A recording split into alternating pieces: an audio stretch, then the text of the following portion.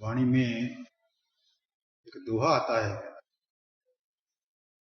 कथनी से कुछ ना सरे, तन मन दीजो वार, मंगत करनी सार है, जो करे सो उतरे पार। वाणी काफी सरल है, इसका सीधा सीधा सा अर्थ आसानी से समझ में आ जाता है, परंतु फिर भी वाणी के अंदर अपनी गहराई होती है, जो कि वाणी पर बार बार मनन करने से वो गहराई फिर धीरे धीरे समझ में आने लगती है। तो महाराज जी करनी की बात कर रहे हैं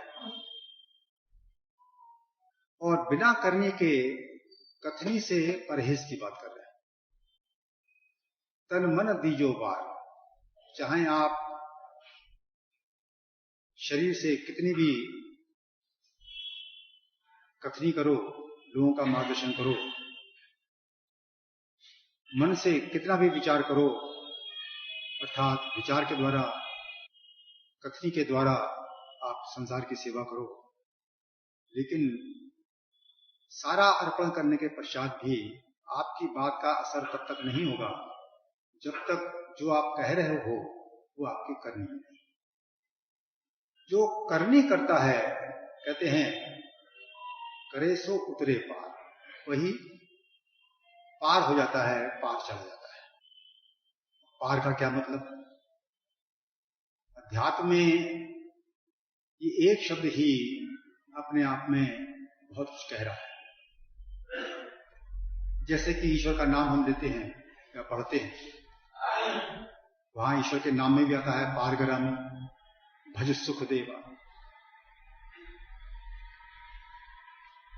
जो परले पार समाई, वो परले पार समाया हुआ है।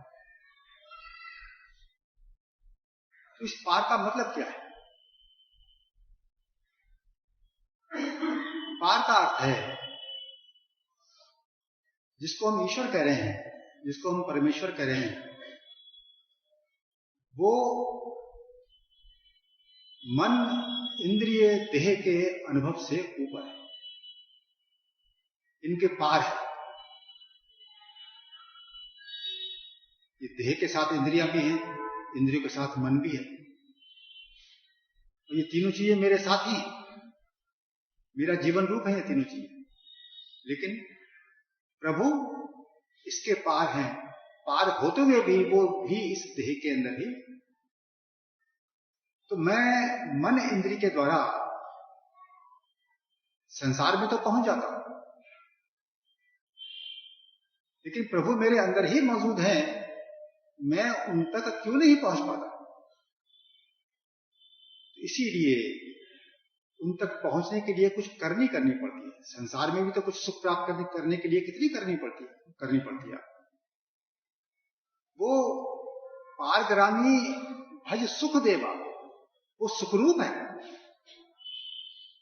इसलिए जीव का मार्गदर्शन गुरु कर रहा है, वाणी कर रही है कि तू उस सुखरूप ईश्वर का भजन कर। लेकिन भजन होगा कब? भजन तभी होगा जब तू इस मन इंद्रिय के व्यापार को, जो तेरा संसार में फैला हुआ है, इसको सिकोड़ने की कोशिश करेगा, और जिसमें परमानेंट सुख, वास्तविक सुख, जिसको हम शांति कहते हैं, जिसको हम आनंद कहते हैं, तो उस ईश्वर में वास्तविक सुख है, वास्तविक आनंद है, वास्तविक शांति है, और वो इस देह के अंदर ही मौजूद है। इसीलिए मैं उसको प्राप्त कर सकता हूं, मेरी सामर्थ्य के अंदर है। लेकिन जब तक मैं गुरु की बात पर ध्यान नहीं देता, उस पर गहरा मनन नहीं करता, मां तो सुन लेता हूं, बार बार सुन लेता हूं, सुनने से काम नहीं बनता। सुनने वाले सत्संगी बन जाते हैं, करने वाले नहीं बनते। जो मनन करता है वो करने वाला बनता है। इसलिए मनन बहुत जरूरी है। तो चाहे वो एक दोहा हो, लेकिन हर शब्द उसका महत्वपूर्ण है। उसके महत्व का तभी पता लगेगा जब आपको आपके अंदर मनन करने की आदत होगी। तो पार किसके पार है? वो नदी के पार, समुद्र के पार नहीं, वो मन इंद्रियों के पार है।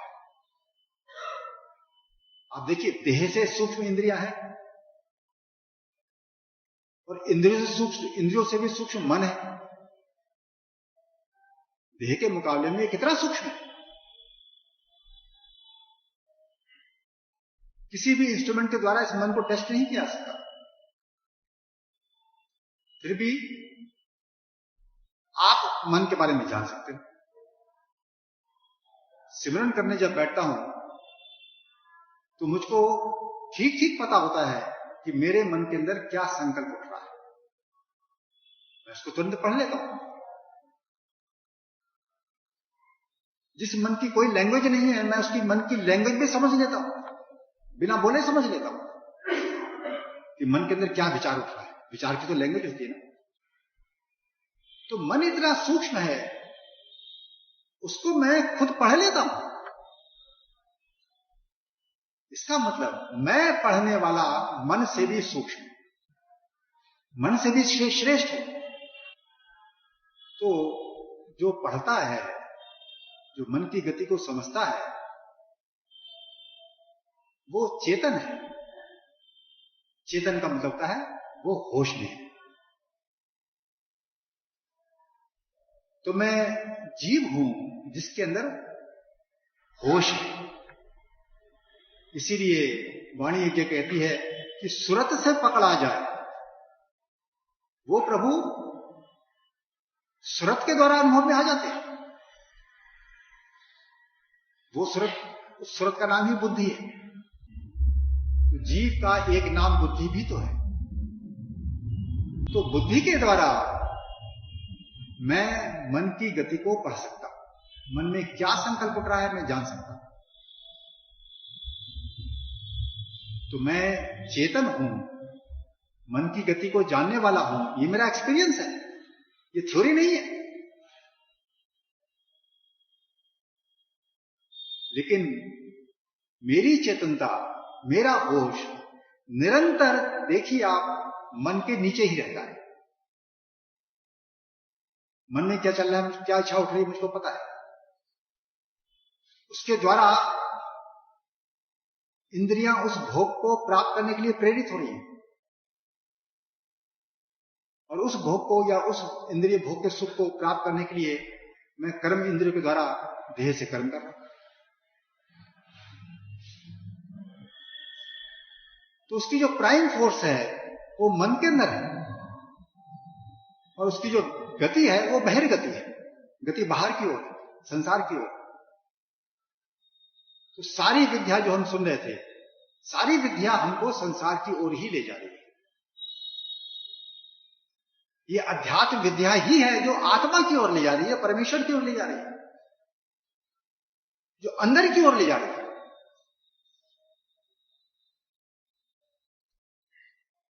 और दुनिया की जो तकलीफ है वो बाहर नहीं है, याद रखिए। दुनिया की तकलीफ मन के अंदर है। तो जैसे जैसे मैंने पिछले जन्मों में, वर्तमान जन्म में मन के संकल्प को, जो सुख के संकल्प उठते हैं, उन संकल्पों को पूर्ण करने के लिए जैसे मैंने इंद्रियों के द्वारा, देह के द्वारा संसार में कर्म किए हैं और वो पदार्थ इकट्ठे किए हैं जिनके द्वारा मुझको सुख मिलता है या जिनके अंदर मेरी सुख की कल्पना है, तो मेरे अंदर जो संस्कार बने हैं वो मन को बाहर ले जाने वाले बने हैं। लेकिन अध्यात्म विद्या कह रही है कि बाहर का जितना भी संसार है ये 3 ताप में जलाने वाला है।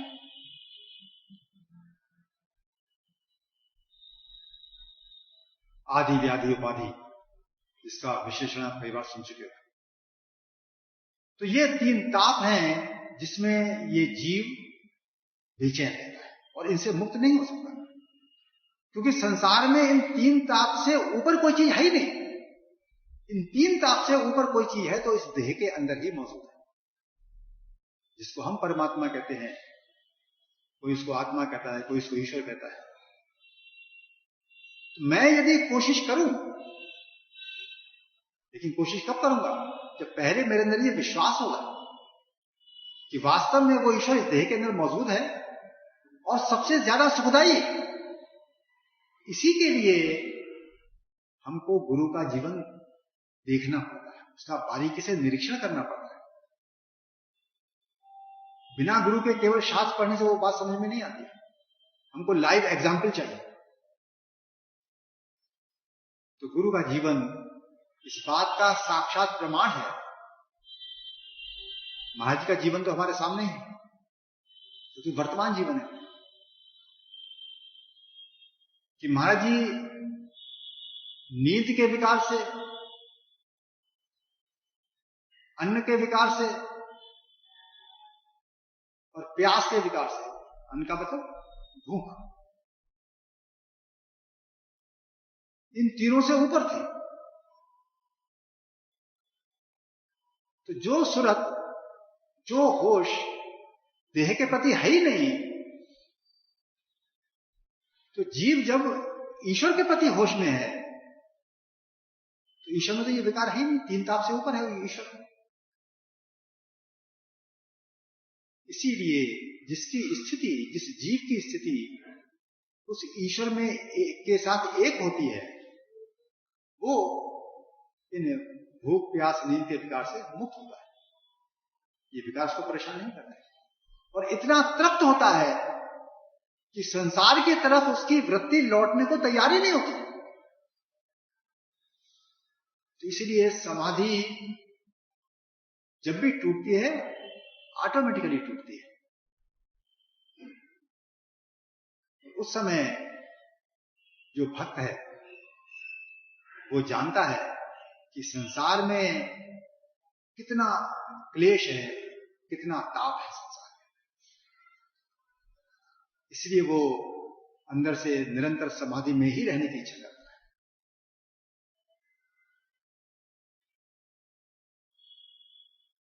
तो जितनी भी अध्यात्म विद्या है वो इस देह के रहते रहते देह के बंधन से मुक्त होने के लिए,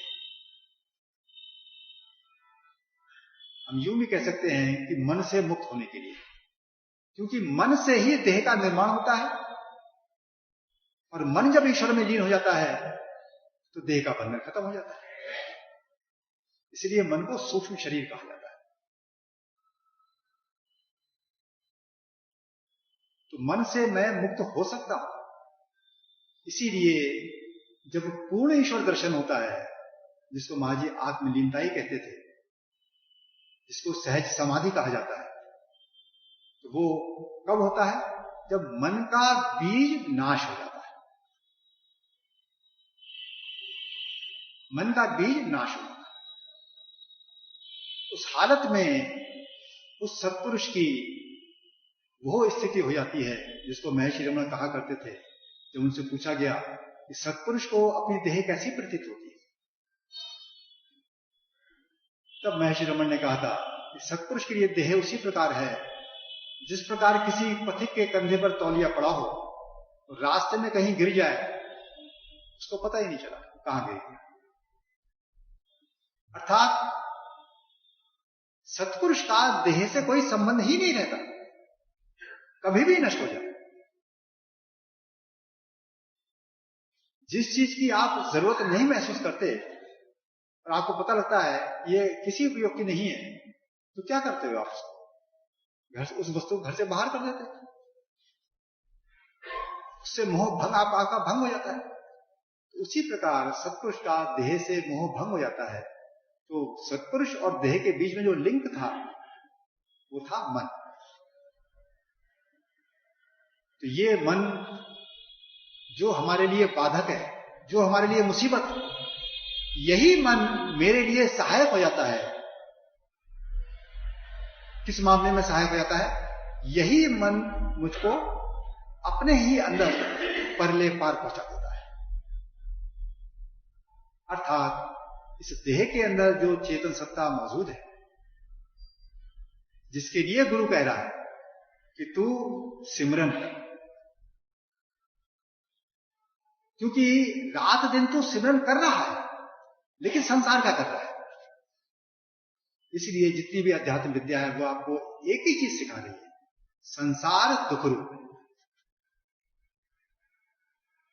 और संसार आपको एक ही चीज सिखा रहा है, संसार सुख रूप है।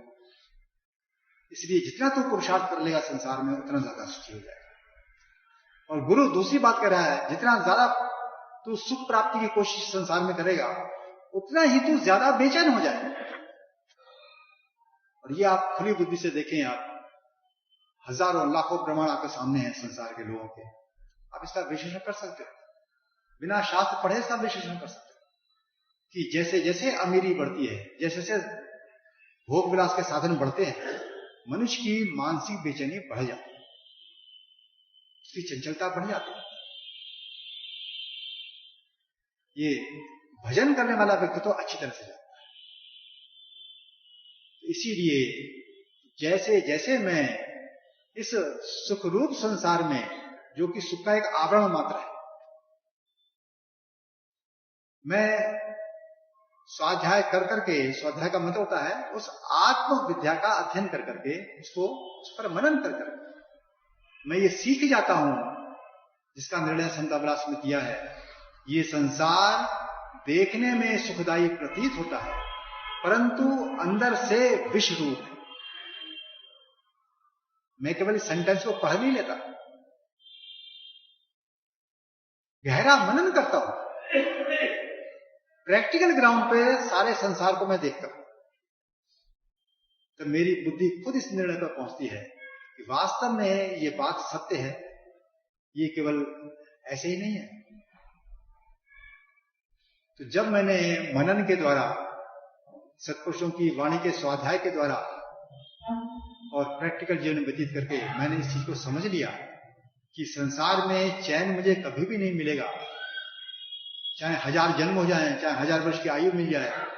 तो इसीलिए फाइनल निर्णय यही है कि मैंने अपनी इंद्रियों को और अपने मन को ये ईश्वर की तरफ मोड़ना है। इसीलिए उसके लिए करने की बात है कि कथनी से कुछ ना सरे, तन मन दीजो वार, मंगत करनी सार है, जो करे सो उतरे। इसलिए सत्संग सुन सुनकर सत्संगी ना बने।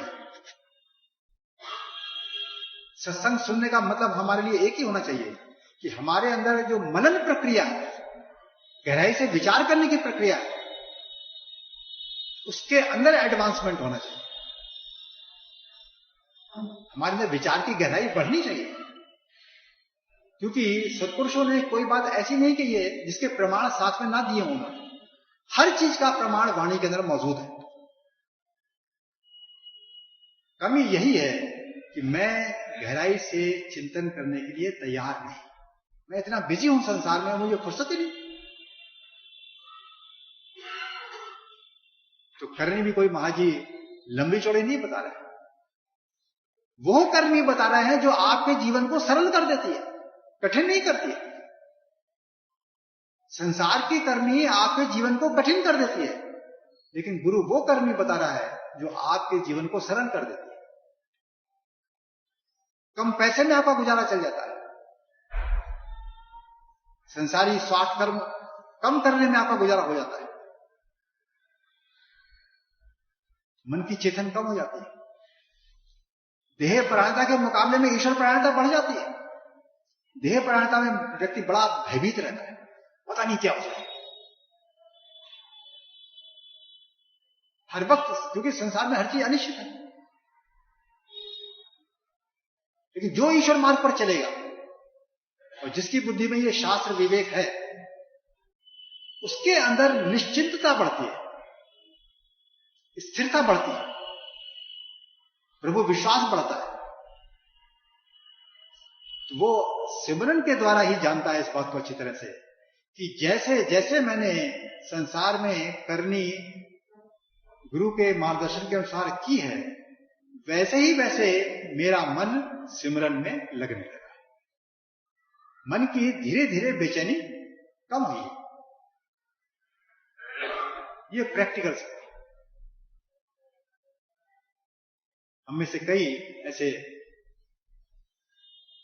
व्यक्ति होंगे जो गंभीरता से सिमरन करते हैं और अपने जीवन को जिन्होंने सिंपल करने की कोशिश की,